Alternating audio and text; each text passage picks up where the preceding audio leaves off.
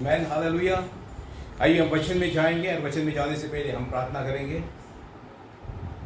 आइए हम प्रार्थना करेंगे। स्वर्गीय पिता, आपको धन्यवाद धन्यवाद धन्यवाद धन्यवाद देते हैं। आज के दिन के लिए हम आपको धन्यवाद देते हैं। आपके उपस्थिति के लिए हम आपको धन्यवाद देते हैं। हाँ पिता परमेश्वर, आप स्तुति आराधना के बीच में आप उपस्थित होता है, इसलिए हम आपको धन्यवाद देते हैं।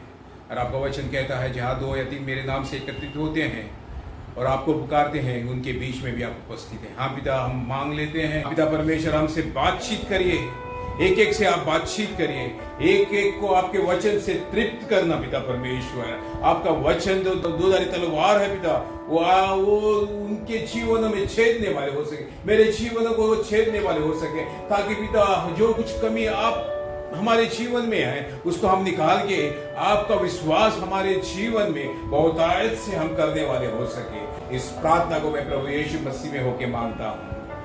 आमेन आमेन हालेलुया हालेलुया। परमेश्वर के वचन में हम जाएंगे और परमेश्वर का वचन हमें यिर्मयाह 17 का 7 और 8 में पढ़ूंगा। और यहाँ पे ऐसा लिखा हुआ है, धन्य है वो पुरुष जो यहोवा पर भरोसा रखता है। धन्य है वो पुरुष जो यहोवा पर भरोसा रखता है, जिसने परमेश्वर को अपना आधार माना है।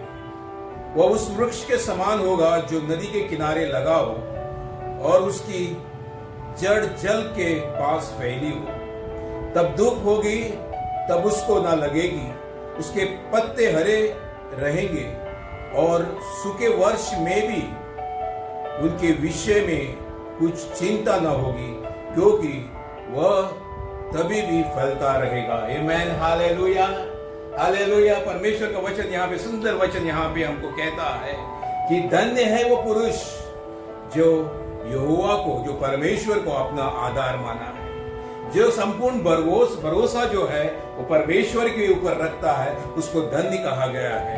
धन्य है वो पुरुष जो यहोवा पर भरोसा रखता है, जिसने परमेश्वर को अपना आधार माना है। वो वृक्ष के समान है जो नदी के किनारे लगा गया है और उसके जड़ जल के पास फैली है। जब धूप होगी तब उसको न लगेगी, उसके पत्ते हरे भरे रहेंगे और सूखे वर्ष में भी उनके विषय में कुछ चिंता ना होगी, क्योंकि तब भी वह फलता रहेगा। Amen hallelujah.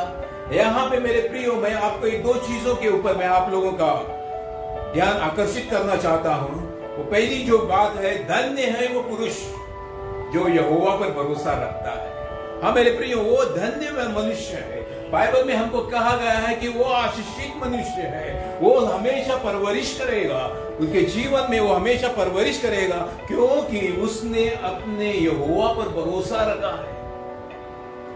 जो यहोवा पर भरोसा रखता है उसको परमेश्वर यहाँ कहता है कि वो धन्य है। Hallelujah hallelujah. वो उस वृक्ष के समान होगा जो नदी के किनारे लगाया गया है। वहां पे उसकी जड़ें जो है नदी के पास फैलती है और सूखे दिन में भी, गर्मी के दिन में भी वो ताजे हरे भरे रहेंगे और सूखे दिन में भी कुछ चिंता करने की जरूरत नहीं है, वो भी वहां पर भी फैलता रहेगा। Amen hallelujah hallelujah. वहां पर भी वो क्या होगा? फलता रहेगा। हालेलुया। क्या आपका भरोसा परमेश्वर के ऊपर है? मैं आपसे पूछना चाहता हूं, क्या आपके जीवन में, इस पेंडेमिक में, इस अकाल के समय, इस निराशा में, इस दुख के घड़ी में हम जा रहे हैं, उस समय क्या आपका भरोसा परमेश्वर के ऊपर है? अगर है तो आपके जीवन में कुछ कमी और घटी नहीं होगी, क्योंकि ये परमेश्वर का वचन कहता है। क्योंकि ये परमेश्वर का वचन कहता है कि आपके जीवन में कुछ घटी और कमी नहीं होगी, क्योंकि आप उस वृक्ष के समान होंगे जो नदी के किनारे लगाया गया है और सूखे दिन में भी वो फलता रहेगा। Amen hallelujah. सूखे दिन में भी वो क्या होगा? फलता रहेगा। Amen hallelujah. हाँ मेरे प्रियो, अगर नहीं है तो आज से उसके ऊपर भरोसा रखना शुरू करें और आप अपने जीवन में देखने पाएंगे कि आप सदा फलता और फूलता रहेगा। आपका जीवन कभी आपके जीवन में कभी निराशा नहीं आएगी, आपके जीवन में कभी कमी नहीं आएगी, आपके जीवन में कभी खटास नहीं आएगी, आपके जीवन कभी ऊंचा नीचा नहीं होगा, क्योंकि आप उस वृक्ष के समान हैं। मेरे प्रिय, पेड़ तो बहुत जगह पे लगे रहते हैं। गर्मी में हम देखते हैं पेड़ तो सूख जाते हैं, मुरझा जाते हैं, फिर बरसात जैसी आती है वो फिर से फूलने लगते हैं, फैलने लगते हैं।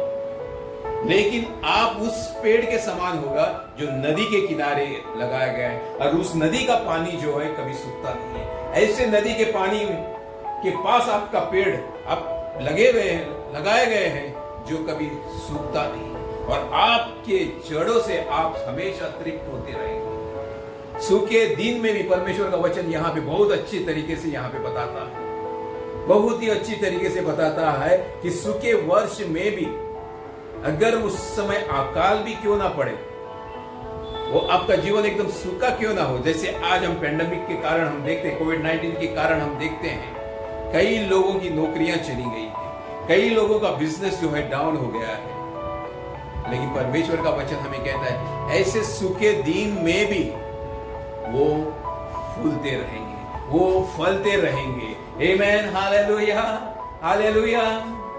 हो सकता है आपने ये मिस कर लिया होगा, लेकिन मैं आपको उत्साहित करना चाहता हूं। आगे के दिन भी बहुत ही बुरे हैं, परमेश्वर का वचन हमें कहता है आने वाले दिन भी बहुत ही बुरे हैं। लेकिन क्यों ना हम अपना भरोसा, क्यों ना अपना पूरा संपूर्ण मन से उसके ऊपर भरोसा रखें, क्योंकि वो हमको कभी मुरझाने नहीं देगा, वो कभी हमको सूखने नहीं देगा। हमारे पत्ते जो हैं हमेशा हरे भरे रहेंगे, हमारे बैंक बैलेंस हमेशा बना रहेगा, हमारा जो परिवार है हमेशा अच्छा रहेगा, क्योंकि हमने किसके ऊपर भरोसा करा है?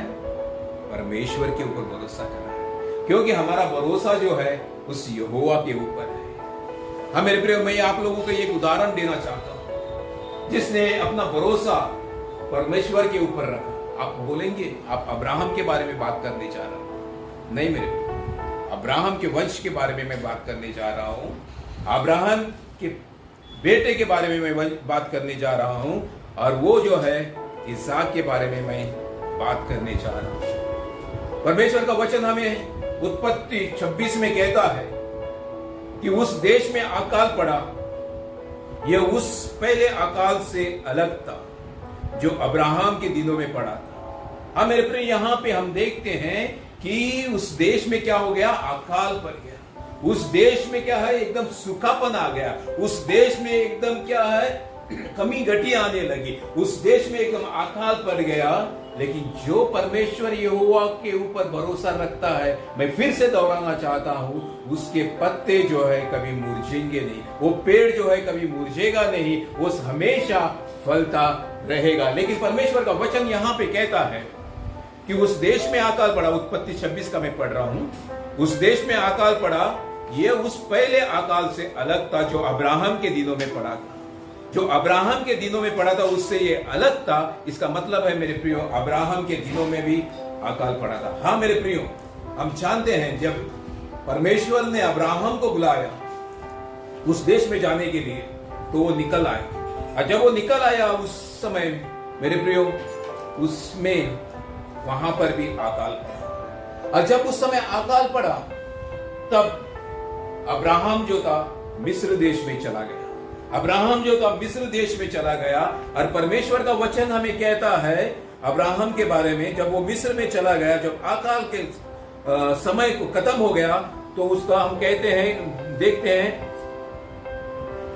कि वो एक धनी व्यक्ति बन के वहां से बाहर निकल आया। कि वो एक धनी व्यक्ति बन के वहां से वो बाहर निकल आया।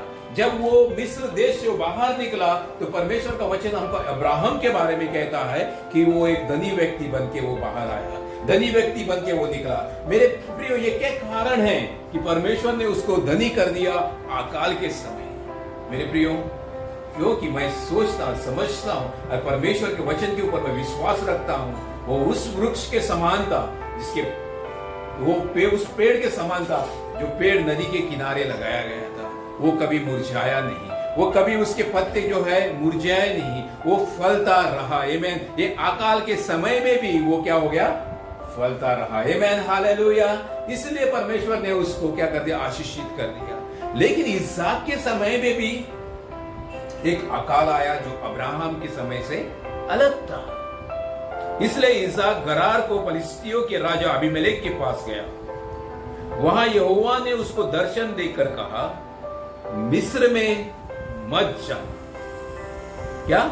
मिस्र में मत जाना, जो देश मैं तुझे बताऊंगा उसी में रह, तू इसी देश में रह और मैं तेरे संग रहूंगा और तुझे आशीष दूंगा, और ये सब देश मैं तुझको और तेरे वंश को दूंगा, और जो शपथ मैंने तेरे पिता अब्राहम से खाई थी उसे मैं पूरा करूंगा। 26:4, मैं तेरे वंश को आकाश के तारागण के समान करूंगा, और मैं तेरे वंश को ये सब देश दूंगा, और पृथ्वी की सारी जातियां तेरे वंश के कारण अपने को धन्य मानेगी, क्योंकि अब्राहम ने मेरी मानी और जो मैंने उसे सौंपा था उसको, और मेरी आज्ञाओं को, विधियों को और व्यवस्था का पालन किया। इसलिए मैंने अब्राहम को आशीष दी। और वो इसहाक से यहां पे परमेश्वर दर्शन में आके बात कर रहा है कि क्या बात कर रहा है? 26:2, मिस्र में मत जाना। मेरे प्रिय, जब अकाल जो पड़ा था, हो सकता है अब्राहम ने इसहाक को बताया होगा अपनी जीते जी क्या हो गया। जब उसको अकाल पड़ा था, वो मिस्र देश में चला गया और वहां पे उसने जोता बोया और वहां से उसने फल को काटा और वो धनी व्यक्ति बन गया। तो इसहाक के मन में भी वो पिता की याद आ गई। इसहाक के मन में भी वो पिता ने जो किया था अकाल के समय, तो वैसे करने की उसकी इच्छा हुई और वो सोच रहा था कि मैं मिस्र देश में चला जाऊं। लेकिन परमेश्वर ने उसको दर्शन में कहा। परमेश्वर ने उससे क्या बात करी? आप ध्यान से सुन लेना। मिस्र में मत जाना। हालेलुया। क्या कहा? मिस्र में मत जाना। लेकिन वो सोच रहा था मिस्र में जाने के लिए, क्योंकि अब्राहम वहां आशीष होकर बाहर निकला था। मैं भी इस अकाल के समय में वहां जाऊंगा, क्योंकि यहां तो एकदम सूखापन है, यहां पे तो एक अकाल पड़ा हुआ है, यहां पे मैंने जी नहीं सकता हूं, यहां पे मेरा गाय बैल बकरियां जो है, भेड़ बकरियां जो है, वो यहाँ पे पल नहीं सकती। मेरे दास दासियां हैं, यहाँ पे क्या खाएंगे क्या नहीं खाएंगे, ये सोच के उसने सोचा कि मैं मिस्र देश में चला जाऊं।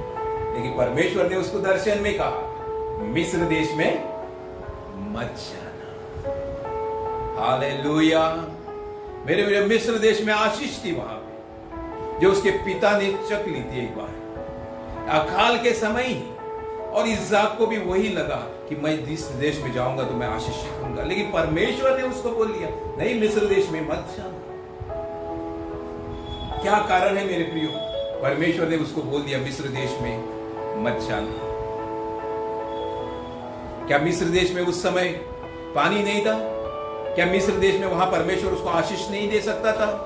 दे सकता था मेरे प्रियो। लेकिन परमेश्वर एक नए तरीके से आपसे, इसहाक से बात करना चाह रहा था कि मैंने अब्राहम को तो आपके पिता को तो उस समय मैंने आशीष दिया मिस्र में लेके जाके, लेकिन मैं तुझे इसी जगह पर, जिस जगह पे आप हो उसी जगह पर मैं तुझे आशीष देने जा रहा हूं।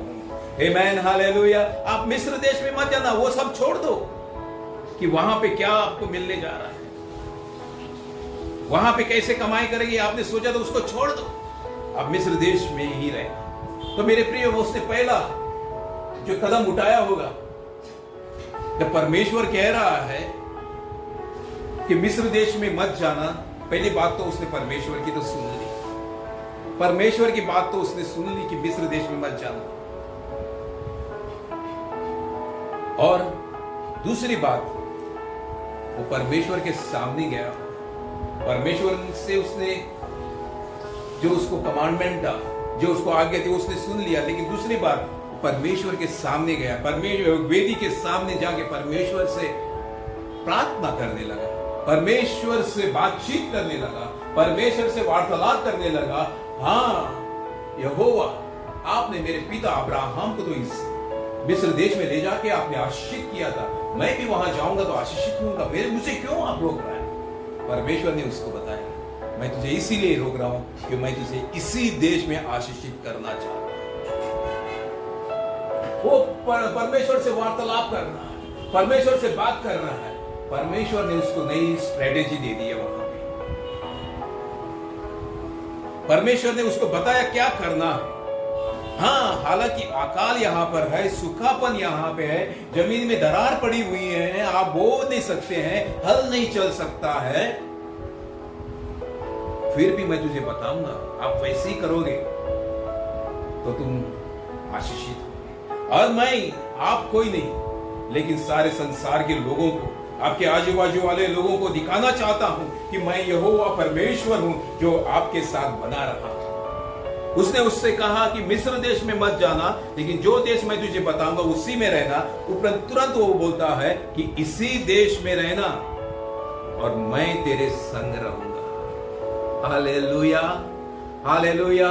मैं तेरे संग रहूंगा, मैं तेरे साथ साथ रहूंगा, मैं तेरे सब कामों में मैं तुझे आशीष दूंगा। वो आगे कहते हैं मैं तुझे आशीष दूंगा, मैं तेरे साथ रहूंगा।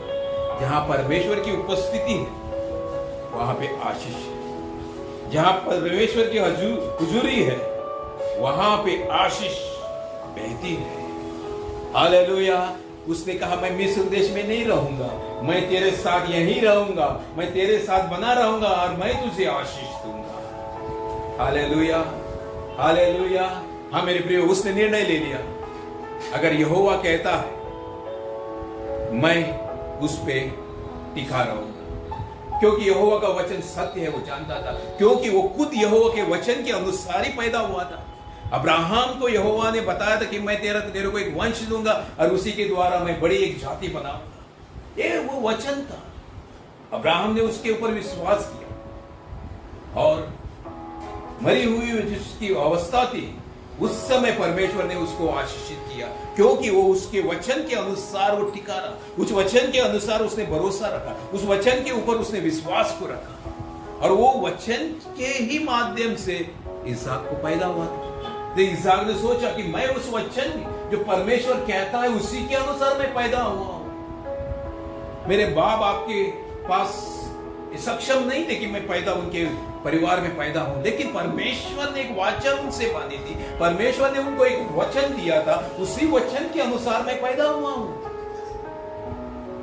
तो उसने सोचा चलो ठीक है, आप मुझसे कह रहे हैं, आप मुझसे वचन दे रहा है कि मैं तेरे साथ बना रहूंगा। मेरे को तो नहीं लग रहा है इस अकाल में कुछ होने वाला है, लेकिन चल आप बोल रहा है तो मैं आपके अनुसार चलने के लिए तैयार हूं। Hallelujah, hallelujah. हाँ मेरे प्रियो, इसहाक की उस वचन के ऊपर था मेरा, और वो परमेश्वर से बातें करने लगा, ये कैसे हो सकता है, ये कैसे हो सकता है। तो परमेश्वर ने उसको क्या कर दिया, एक दर्शन दिया। परमेश्वर ने उसको पुरानी बातें को याद दिलाया। अब्राहम ने इसहाक को बताया होगा कि मैं मिस्र देश में चला गया था, वहां पूरे देश में अकाल पड़ा था, मिस्र देश में मैं चला गया, वहां पे मैं आशीषित हुआ, वहां तो पानी तो नहीं गिर रहा था, लेकिन वहां पे एक नदी थी जिसको नील नदी कहती है। हाँ मेरे प्रियो, वहां पानी नहीं था, वहां पानी नहीं हुआ थी, वहां वर्षा नहीं हो रही थी, फिर भी वहां पे एक नदी बहती थी, क्योंकि वो नदी जो है उसका स्टार्टिंग पॉइंट जो है वो मिस्र नहीं था, वो दूसरे देशों से बहती हुई वहां से निकल रही थी। उस देशों में अकाल नहीं पड़ा था, जिस देश से वो नदी बहती हुई निकली थी, उसका स्टार्टिंग पॉइंट जिस देश से था उस देश में अकाल नहीं पड़ा था, लेकिन उसका पानी जो है मिस्र देश में से होके निकल रहा था। और अब्राहम ने वहां जाके देख लिया कि ये मिस्र देश के लोग जो है नदी के पानी लेके अपनी खेती की सिंचाई कर, तो अब्राहम ने वैसे ही करा। अब्राहम, परमेश्वर के वचन हमें कहता है कि वो धनी होकर लौटा वहां से, तो चोरी चमारी करके नहीं लौटा, उसने मेहनत करी और उसने भी वही प्रक्रिया आजमाई जो वहां मिस्र देश में चल रही थी। नदी का पानी लेके वो क्या कर रहे थे, मेहनत करते थे, अपनी खेती बाड़ी का वो सिंचाई करते थे। अब्राहम के पास इतना हो गया उस समय कि अब्राहम ने धन वस्तुओं जो थी, खाने की वस्तुओं थी वो उसने बेचना शुरू कर दिया और लोगों से पैसे लेना शुरू करे, लोगों के पैसे जो उसके खाते में आने लगे, और उसने दान और उसकी जो खाने की वस्तु उसके बदले में उसने दे दिया, और वो महान पुरुष बन गया। और परमेश्वर ने इसहाक को यही बताया कि मैं तुझे आशीषित दूंगा, इस संसार के जो भी धन दौलत है मैं आपके खाते में कर दूंगा। हालेलुया। हाँ मेरे प्रिय, परमेश्वर के वचन में लिखा हुआ संसार की दौलत जो है वो उसके लोगों की है। वो इसहाक को उसने बताया कि ये संसार की दौलत जो है वो आपके अकाउंट में मैं ट्रांसफर कर दूंगा। ये कैसे संभव है? लेकिन हमारा परमेश्वर जो है असंभव को संभव करने वाला परमेश्वर है। आमेन, हालेलुया। हाँ, हम सोच भी नहीं सकते हैं हमारे जीवन में कैसी आशीष होगी, हमारे मन में भी हम नहीं सोच सकते, हमारे चित्त में भी वो नहीं चढ़ सकता है। लेकिन हम ये हो सकता है सिर्फ हम ये जानते हुए कि यहोवा जिसके ऊपर हम भरोसा रखते हैं उसके लिए कुछ भी कठिन नहीं है। आमेन, हालेलुया। उसके लिए कुछ भी असंभव नहीं है। आप कह रहा है तो मैं आपके ऊपर विश्वास रखता हूं।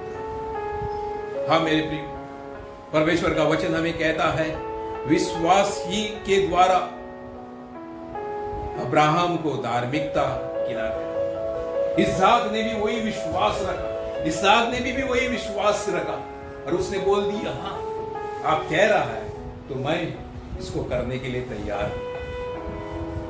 और परमेश्वर का वचन हमें यहां पे कहता है 26:12 में, फिर इसहाक ने उस देश में जोता बोया।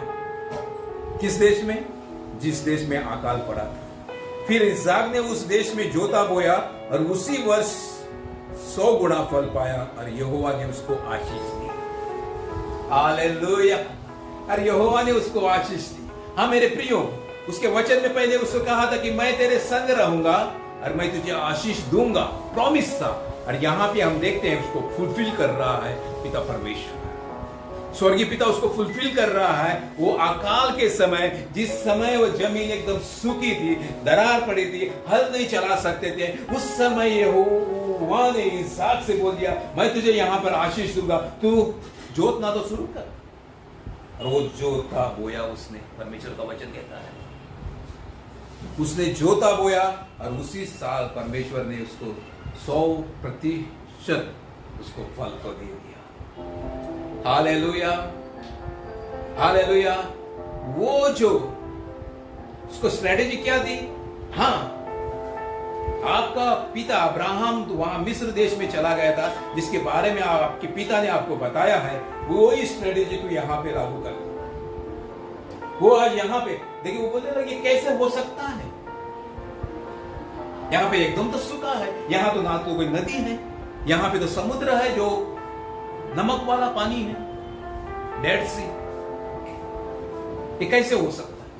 फिर परमेश्वर ने उसको बात दिखाया, देख आपके पिता ने, आपका पिता अब्राहम ने यहां कुआं जो खोदा है, कुआं जो खोदा है उसमें से पानी ले, वो कुएं में से पानी लेके तो इस खेत बाड़ी की सिंचाई करना। हाँ मेरे प्रिय, वो दर्शन उसको मिल गया। मेरे प्रिय, आशीषित होने के लिए एक प्रकाशन की जरूरत है, रेवलेशन की जरूरत है। अगर आप ब्लेस होना चाहते हैं, हाँ उसको एक दर्शन मिल गया, उसको एक प्रकाशन मिल गया। हाँ मेरे पिता ने तो ऐसा करा, तो आप भी कर सकते हैं। तो उसने तुरंत जोतना और बोना शुरू कर दिया, और उस कुएं में से पानी निकालकर उसने पूरे खेती बाड़ी की सिंचाई की। और परमेश्वर का वचन हमें कहता है आगे, परमेश्वर यहोवा ने उसको आशीषित दिया और 100 गुना फल को उसने काटा। उसी 100 गुना फल, एक बीज डाल दिया 100, 1 रुपया डाल दिया 100 रुपया मिल गया, 100 रुपया डाल दिया 1000 रुपया मिल गया। इतना परमेश्वर ने उसी साल उसको आशीष दिया, क्योंकि उसके जो उसने बोया था उसके ऊपर परमेश्वर ने आशीष दिया। उसके लिए पानी की व्यवस्था परमेश्वर ने पहले से उसके अब्राहम, उसके पिता अब्राहम के द्वारा वहां पे तैयार की। मेरे प्रियो, हमारे लिए परमेश्वर की सारी प्रोविजन पहले से ही परमेश्वर ने हमारे लिए करके रख छोड़ा है। लेकिन परमेश्वर का वचन होशाया 4:6 में कहता है, मेरे मनुष्यों का नाश हो रहा है क्योंकि उनकी बुद्धि के कारण वो मेरे को समझ नहीं पा रहे।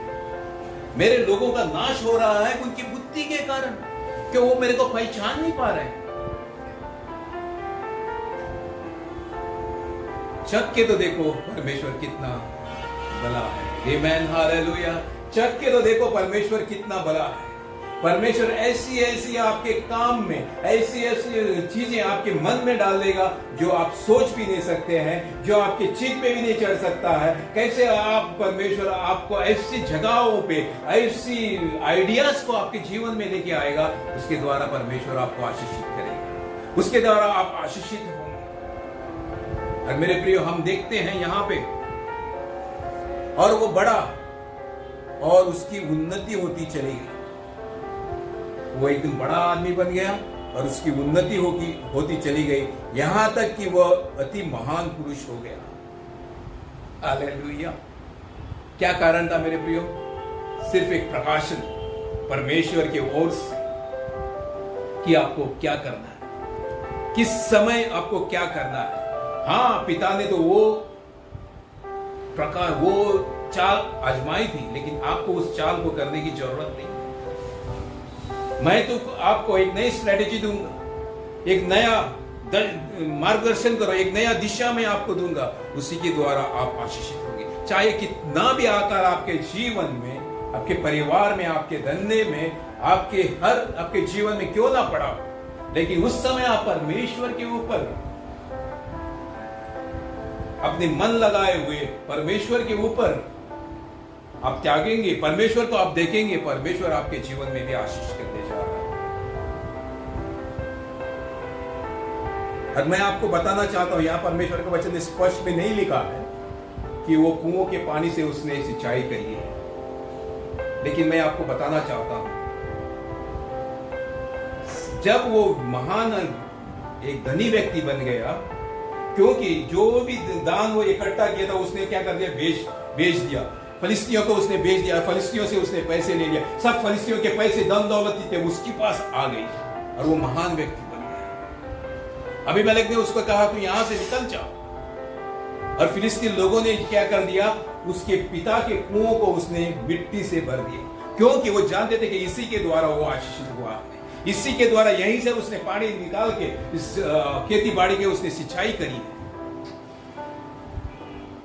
उसने कुएं को उन्हें बंद कर दिया। लेकिन परमेश्वर कहीं से भी उठाने वाला परमेश्वर है, तो उसे बोला छोड़ दो भैया, यहां से हम निकल जाते हैं आगे। वो आगे निकल गया, वहां पर भी उसने, अब्राहम ने जो कुआं खोदा था, जो फिलिस्ती ने बंद कर था, उसको खोदना शुरू कर दिया। लेकिन वहां पे वो फिलिस्ती के चरवाया के उनसे झगड़ा करने, एक बार नहीं 2 बार कर दिया, तीसरी बार उसने खोदा, फिर वहां से एक सोता वहां से उनको मिल गया। फिर आगे बढ़ गया, वहां पे उसने एक वेदी बनाई, परमेश्वर के सामने आके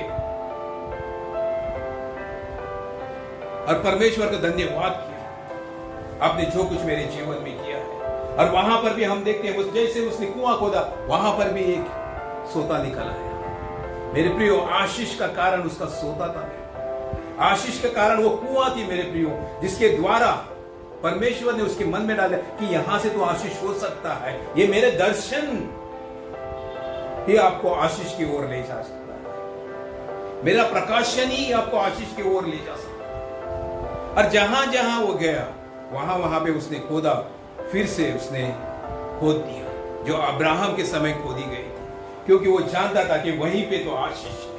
हालेलुया, हालेलुया। मैं मेरे प्रियो, हमको इधर उधर जाने की जरूरत नहीं है। जब अकाल हमारे जिंदगी में आता है, कई बार हम देखते हैं, बाइबल में कई बार हमने देखा है कि अकाल अकाल अकाल पड़ा। इसके बाद याकूब के समय में भी अकाल पड़ गया, लेकिन परमेश्वर ने उससे बात करके कहा कि मिस्र देश में जाने से मत पीछे हटना। अब्राहम को उसने बोल दिया मिस्र देश में जाना, इसहाक को बोल दिया मिस्र देश में मत जाना, लेकिन उसने याकूब को फिर बोल दिया मिस्र देश में जाने से मत पीछे हटना, क्योंकि मैं तेरे द्वारा वहां पे एक बड़ा राज्य बनाऊंगा और मैं तेरे संग रहूंगा। हालेलुया। मेरे प्रियो, हमको एक दर्शन चाहिए कि परमेश्वर हमारे साथ है तो सब कुछ हमारे साथ है, और वो हमको उस रास्ते में ले जाएगा, वो हमको हमारे जो मार्ग जो है, जो टेढ़े मार्ग है, वो सीधा करेगा। जब हम हमारा भरोसा, संपूर्ण भरोसा परमेश्वर के ऊपर रखते हैं, तो हमारे टेढ़े रास्तों को वो क्या कर देगा? सीधा कर देगा। आमेन, हालेलुया, हालेलुया, हालेलुया। हमको भरोसा रखना है परमेश्वर के ऊपर। उसका दर्शन, उसका प्रकाशन की हमको जरूरत है हमारी जिंदगी में, अगर हम चाह रहे हैं कि हमारे जीवन में हम उन्नति करें। इसहाक जो है महान व्यक्ति बन गया, इसहाक जो है महान पुरुष बन गया, और वो इतनी उसकी दौन दौलत उसकी हो गई कि उस वहां का राजा उससे घृणा करने लग गया, उससे उनसे क्रोध करने लग गया, उससे डाह करने लग गया। हम इतने आशीषित होंगे, इतने आशीषित होंगे कि लोग भी बोलने लगे, ये देख लो ये क्या कर रहा है, तो इसको कुछ तो कर ले। लेकिन परमेश्वर हमारे साथ है, हमें कुछ भी नहीं होगा। आमेन, हालेलुया। परमेश्वर हमको संभाल के रखेगा, परमेश्वर हमको उसमें से हमको बाहर निकालेगा। Hallelujah, hallelujah, hallelujah. परमेश्वर हमारे साथ बना रहता है, परमेश्वर हमारे साथ है। अगर ये प्रकाशन हमारे पास है कि परमेश्वर हमारे साथ है, मुझे कुछ घटी नहीं होगी। जैसे दाऊद कहता है कि परमेश्वर मेरे साथ है, मुझे कुछ घटी नहीं होगी। यहोवा मेरा चरवाहा है, मुझे कुछ घटी नहीं होगी। फिर वो नीचे लिखता है, क्योंकि परमेश्वर यहोवा मेरे साथ है। आमेन, हालेलुया। हाँ मेरे प्रिय, वो आपके साथ भी है, वो आपके साथ भी है, लेकिन उसको अनुभव कर ले, उसको जान ले, उसके प्रकाशन आप अपने अंदर ले लें, क्योंकि उसने आपको अपना मंदिर बनाया। आप परमेश्वर के मंदिर हो, और परमेश्वर का आत्मा आप में निवास करता है। परमेश्वर का आत्मा आपके अंदर है, परमेश्वर आप खुद आपके अंदर है, वो आपके साथ साथ चलता है। वो कहता है, जहां तू हाथ लगाएगा वहां पे मैं तुझे आशीष दूंगा, जो कुछ तुम काम करोगे मैं तुझे आशीष दूंगा। यहोवा को ध्यान में रखते हुए सब काम करेंगे तो यहोवा आपके सब कामों में परवरिश देगा। Hallelujah, hallelujah. हाँ मेरे प्रियो, ये सीक्रेट है मेरे प्रियो। एक प्रकाशन आपके पास है कि यहोवा आपके साथ रहता है। एक प्रकाशन जब आपके पास होगा कि परमेश्वर यहोवा जो सब कुछ कर सकता है वो आपके साथ है, तो वो आप आशीषित व्यक्ति है। आमेन, हालेलुया। मैं यहां पे इस मैसेज को खत्म करके आप लोगों के लिए प्रार्थना करना चाहता हूं। परमेश्वर आप लोगों को उठाए, परमेश्वर आपको ये प्रकाशन दे दे कि परमेश्वर आपके साथ है। आपके अंदर जो आत्मा है वो परमेश्वर की आत्मा है, वो यीशु मसीह की आत्मा है। जिसने यीशु मसीह को मरे हुए में से जिलाया, वही आत्मा आपके अंदर रहती है। हालेलुया। इतनी सामर्थ्य आत्मा वो है, वो आपके अंदर रहती है। वो ऐसी वैसी आत्मा नहीं है, वो भय की आत्मा नहीं है, लेकिन वो सामर्थ्य आत्मा है जो आपके अंदर रहता है। मेरे प्रिय, आप उस साइड में, क्योंकि आप अकेले नहीं हो। इस आज जिस परिस्थिति में है आप उसमें अकेले नहीं हो, लेकिन उस परिस्थिति में आप परमेश्वर के ऊपर अपनी आंखें लगाएं, परमेश्वर की ओर आप ताकें, परमेश्वर की ओर आप निहारें। परमेश्वर आपको एक नया दर्शन देगा। क्या करना है, क्या नहीं करना। कई बार हम जो है हमारा नाश होता है, परमेश्वर का वचन कहता है हमारा नाश जो होता है हमारी बुद्धि की कमी के कारण से, परमेश्वर के न जानने के कारण से। परमेश्वर के जानते हम आशीषित होंगे। आइए हम प्रार्थना करें। स्वर्गीय पिता, आपको धन्यवाद धन्यवाद धन्यवाद देता हूं आज के दिन के लिए। पिता, जो वचन आपने मुझे दिया था वो मैंने आपके लोगों तक पहुंचा दिया है। आप पिता परमेश्वर, ये आपका वचन है, और जो आपके वचन जो है वो फलदायी है, उसमें फल लाने की क्षमता है। 30 गुना, 60 गुना और 100 गुना फल लाने की क्षमता है। आप पिता परमेश्वर, मैं मांग करता हूं जो भी जन यहाँ पे लाइव सेशन को देख रहे हैं और सुन रहे हैं और सुनने जा रहे हैं, पिता परमेश्वर, मैं जानता हूं उनके जीवन में जो भी कमी घटी है उनके जीवन में, आप उनको एक प्रकाशन दे दें। हाँ, उनके अंदर ही आत्मा को एक जागरूक करना कि आप उनके अंदर हैं। जब आप उनके साथ में हैं तो किसी चीज की गति नहीं है। आमीन। हाँ, ये प्रकाशन एक एक के भाई बहनों के जीवन में आप दे दें। ताकि उनका जीवन पहले जैसा ना रहने वाले हो सके, ताकि उनका जीवन एक निराशा का जीवन ना रहने वाले, ताकि उनका जीवन एक दुखी जीवन ना रहने वाले हो, ये ताकि उनका जीवन एक आशा रहित ना रहने वाले हो सके। हालेलुया। उनके जीवनों को आप आशीष को उंडेल देना। इस प्रकाशन के द्वारा मैं मांग करता हूं यीशु मसीह के नाम से, आमीन।